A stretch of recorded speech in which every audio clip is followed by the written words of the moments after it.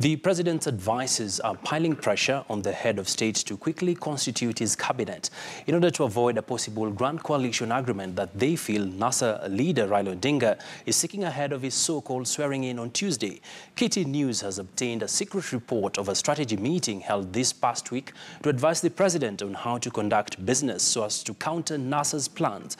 And as Timothy Otieno reports, the president emerged today with a strongly worded message to NASA that there is no more room for dialogue, at least not before the year 2022.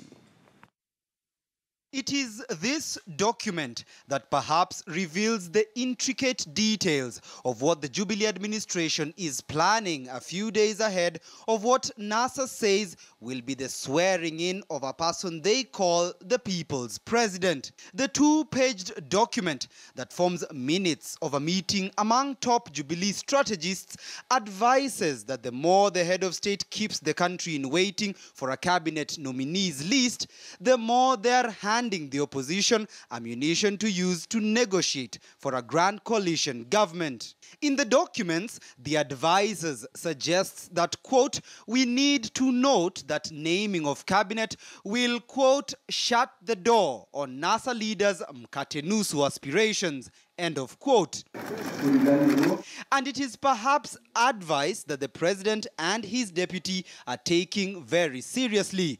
While speaking during the funeral of the mother to Murang'a woman representative Sabina Chege, the head of state, in a remark pointed at the leadership of the opposition, which has been calling for dialogue with the government, insisted that the only dialogue he was willing to engage in was one of development for all Kenyans.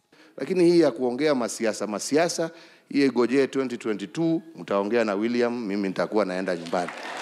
Sasa tuko na serikali, tuko na viongozi, na tuko na agenda ya kupeleka taifa letu mbele.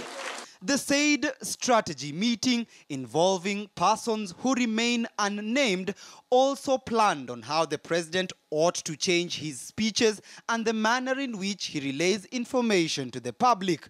The strategists want the president to highlight how the country is seemingly moving forward after the repeat poll, citing the recently concluded United Nations Environment Assembly that was held in Nairobi as a show of confidence in Uhuru's government by the international community. Two top strategists have also been employed by the administration to craft a message on how devolution has worked under the Jubilee administration. The two will research on information on devolution and write an article on devolution 5 years down the line, whilst highlighting the tangible benefits achieved.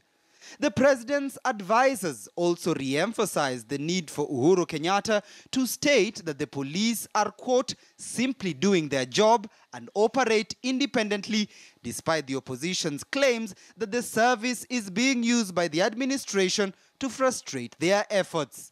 The leaked document of minutes to a meeting allegedly held on Wednesday, the 6th of December 2017 at the Jubilee Party headquarters, perhaps revealing the short-term strategy by the administration to counter growing opposition just 3 days to the said swearing-in ceremony of opposition leader Raila Odinga. But the black and white put on paper is only as good as its implementation. So, will President Uhuru Kenyatta heed to the advice of some of his closest confidants? Timothy Otieno, KTN News.